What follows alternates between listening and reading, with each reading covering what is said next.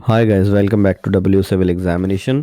और आज देखेंगे कॉन्ट्रैक्ट मैनेजमेंट जो कि चैप्टर 9 है, गुड्स वाले मैनुअल का। गुड्स कौन सा? Procurement of goods. तो पेपर 5 में देखेंगे और वहां जाकर आप इसको देख सकते हैं। टाइम ना वेस्ट करते हुए सबसे पहले चलते हैं पहले टॉपिक पर। नाम है कॉन्ट्रैक्ट मैनेजमेंट। इसका जो पर्पस होता है वो सिंपल है। डिलीवरीज जो होंगी वो डिजायर्ड होनी चाहिए, यानी कि जो हम आउटकम चाहते हैं वो डिलीवरी वैसी होनी चाहिए, और साथ में टाइमली सब कुछ मिलना चाहिए जैसी टर्म एंड कंडीशन कॉन्ट्रैक्ट में लिखी गई है। मैनेजमेंट करने की ज़रूरत क्या है? क्योंकि बहुत सारे अमेंडमेंट्स हो सकते हैं, बहुत सारे चेंजेस हो सकते हैं, बहुत सारी प्रॉब्लम्स हो सकती हैं। उन सबको डील करने के लिए हमें ये कॉन्ट्रैक्ट की मैनेजमेंट करनी पड़ती है। अब चलते हैं कॉन्ट्रैक्ट मैनेजमेंट जो है वो क्यों करना होता है, किन पॉइंट्स की वजह से करना होता है। तो वो रीज़न जो है वो नॉर्मल इश्यूज जो हैं वो यहाँ पर लिखे हुए हैं। इन इश्यूज को पढ़ सकते हैं, क्वेश्चंस आ सकते हैं इस पर भी। और जो इससे पहले वाला वीडियो है उसमें आप देख सकते हैं, तो वीडियो का लिंक ऊपर है। यहाँ देखेंगे कौन कौन से इश्यूज हो सकते हैं, जैसे डिस्प्यूट हो सकते हैं कॉन्ट्रैक्ट क्लोजर के कंप्लीशन में, गुड्स के रिसीविंग में, क्वालिटी एश्योरेंस में, ऑपरेशन ऑप्शन क्लोज में। ये एक इंपॉर्टेंट पॉइंट है, operation option close. Next topic इसमें यही होगा। अब चलते हैं, देखेंगे तो सप्लायर के जो परफॉर्मेंस है, डेली के जो डिले होंगे कॉन्ट्रैक्ट में, इन सब इश्यूज को डील करने के लिए इसे बनाया गया। चलेंगे आगे। Cost of delay in contract management decision. हमेशा कभी भी कॉन्ट्रैक्ट मैनेजमेंट का जो डिसीजन होगा वो रीजनेबल टाइम में फिनिश करना चाहिए। अगर नहीं फिनिश होगा तो डिले होगा, और डिले होगा तो हमेशा हायर प्राइजेस होंगे फ्यूचर में। किसी भी सामान को आप खरीदेंगे वो फ्यूचर में हायर प्राइसेस पे ही मिलने वाला है। तो इसलिए क्या होगा, डिसीजन को रीजनेबल टाइम में लगाया जाए। Amendment to the contracts. कभी भी कॉन्ट्रैक्ट में जो अमेंडमेंट्स हैं वो कैसे करने हैं, क्यों करना है, उन सब की डिटेल्स यहाँ पर आएगी। इसमें आपको पता चलेगा कि ये नेसेसरी क्यों है अमेंडमेंट्स। जो अमेंडमेंट है वो क्या है? In supply contract amendment often relate to the following. Supply contracts में किस किस में हो सकते हैं, जैसे कि इंक्रीज डिक्रीज क्वांटिटी में हो सकता है, चेंज इन शेड्यूल में हो सकता है, डिलीवरी के इंस्पेक्शन में हो सकता है, in term of payment and levies इन सब में हो सकता है, या change due in situation not anticipated. तो इन सब पॉइंट्स में हमें क्या करना होगा, चेंजेस करने होंगे या अमेंडमेंट्स करने होंगे। तो आपसे कोई पूछेगा तो अमेंडमेंट यहाँ पर होने चाहिए। इस पे भी क्वेश्चन आएगा तो आपको डिटेल में अच्छे ढंग से समझ में आएगा। इंपॉर्टेंट है ऑप्शन क्लोज। ऑप्शन क्लोज क्या है? सिंपल सा लॉजिक है कि जब भी कोई भी परचेजर होगा वो एक पर्टिकुलर रेट पर किसी सामान को खरीदेगा। मान लीजिए एक बिल्डिंग की कंस्ट्रक्शन हो रही है, उसमें आपने ब्रिक्स खरीदे। एक ब्रिक का प्राइस जो है वो आपको 6 रुपये पड़ रहा है।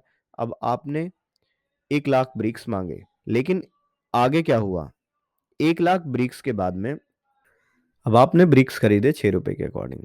अब उन ब्रिक्स में क्या हुआ, आपने 1 लाख ब्रिक को परचेज किया। ब्रिक की डिलीवरी होने से पहले ही आपको पता चल गया कि आपको ब्रिक्स ज़्यादा चाहिए होंगी।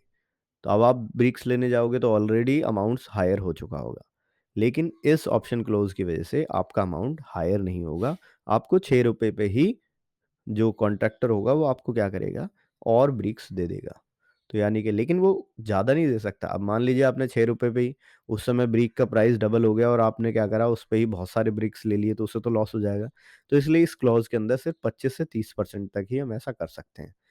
और जनरली जब भी कॉन्ट्रैक्ट मैनेजमेंट किया जाता है तो 50 लाख का अगर रूटीन वाला कॉन्ट्रैक्ट होता है तो उसमें इस क्लॉज को डाला जाता है। लेकिन कंपिटेंट अथॉरिटी इसके अलावा भी किसी और में भी ऐसा कर सकती है, उसके पास पावर होती है कि वो इस क्लॉज को ऐड कर सके। तो पता चला आपको ऑप्शन क्लोज। इस पे क्वेश्चंस आएंगे नेक्स्ट उसमें, तो आप वहाँ देख लेंगे इसको। तो यहाँ पर परचेजर के पास क्या राइट है, वो इंक्रीज कर सकता है, डिक्रीज कर सकता है किसी भी क्वांटिटी को 25% तक टिल डिलीवरी डेट, और extend delivery date of the contract by giving reasonable notice. तो हमेशा रीजनेबल नोटिस से वो क्या करेगा, इंक्रीज कर सकता है, डिक्रीज कर सकता है, डिलीवरी की डेट को एक्सटेंड भी कर सकता है।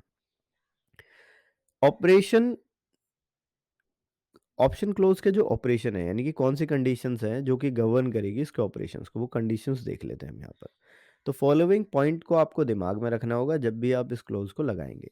अगर आपने डिक्रीज करना चाहा क्वांटिटी को, तो it would be fair to allow the firm to supply work in progress और goods already put up for inspection. यानी कि आप डिक्रीज करना चाहते हो तो वो क्या होगा, हमेशा फेयर रहेगा कि आप क्या करोगे, वर्क इन प्रोग्रेस के लिए जितना अमाउंट है या गुड ऑलरेडी जितनी इंस्पेक्शन के लिए, उतनी ही आप अलाउ करोगे उसको। ठीक है। No declining trend in the price of stores as evident from the fact that no order has been placed at lower rate, no tender has been opened since time offer has been received at lower rate even if it is not finalized. Simple सा ये है कि declining rate के बारे में कभी भी यहाँ पर ऐसा लिया नहीं जाएगा। ये ज़्यादा अंडरस्टैंडिंग कैसे होगी, जब आप इसको क्वेश्चंस में देखेंगे तो आपको पता चलेगा उस क्वेश्चन का एक्सप्लेनेशन में कि ये क्या है, इसका मतलब क्या है। तो आप अभी इसको सिर्फ एक ऊपरी तौर पर इसको पढ़ लेंगे। आगे चलते हैं। ऑप्शन क्लोज एग्जिस्ट करती है during provisioning of the next cycle. अगर मान लीजिए आपने कोई पर्टिकुलर साइकिलिंग वाला प्रोक्योरमेंट है, उसमें पता चला कि पहले हमारे पास ऑप्शन क्लोज है, बाद में भी ऑप्शन क्लोज हमें इंक्लूड करनी ही होगी। तो ये एक अच्छा तरीका है। आगे, अगर पहले थी तो उसमें बाद में भी ले जाएंगे। Option close is normally exercise after receipt of 50%। 50% quantity लेने के बाद में हमें समझ में आता है कि हाँ हमें ज़्यादा चाहिए या कम चाहिए, तो ऑप्शन क्लोज को हम वहाँ लगाते हैं नॉर्मली। ऑप्शन क्लोज जो होती है, currency of contract such that contractor has reasonable time notice for executing such a increase. अगर देखिए हमें क्या करना है, टाइम देना है उसको, अगर टाइम मिलेगा उसको उसके अकॉर्डिंग वो ऑप्शन क्लोज को अगर हम लगाएंगे तो उसे फ़ायदा होगा, वो आसानी से डिलीवरी कर सकता है, तो इसलिए हमें उसे टाइम देखकर करना पड़ेगा। आगे चलते हैं। Quantity of option clause shall be excluded from the value of tender for the purpose of determining the level of C in the original tender. तो ये एक बात आप याद रखना, इस चीज़ को आगे क्वेश्चंस के थ्रू हम ज़्यादा बेहतर तरीके से समझ पाएंगे। तो अब यहाँ से फिर हम आगे देखेंगे कौन कौन से क्वांटम किस वजह से कहाँ-कहाँ, क्या-क्या हो सकता है। जैसे कि यहाँ पर बताया गया है, quantum of option clause will be executed from the value of tender for the purpose of determining the level of CA in the original tender. ये हमने अभी पढ़ा था इसको। There should be no option clause in development orders. कभी development orders होंगे तो उसमें कोई ऑप्शन क्लोज नहीं होनी चाहिए। और provision can also be exercise in case of PSC, single supplier, OM, इन सब में भी हो सकता है।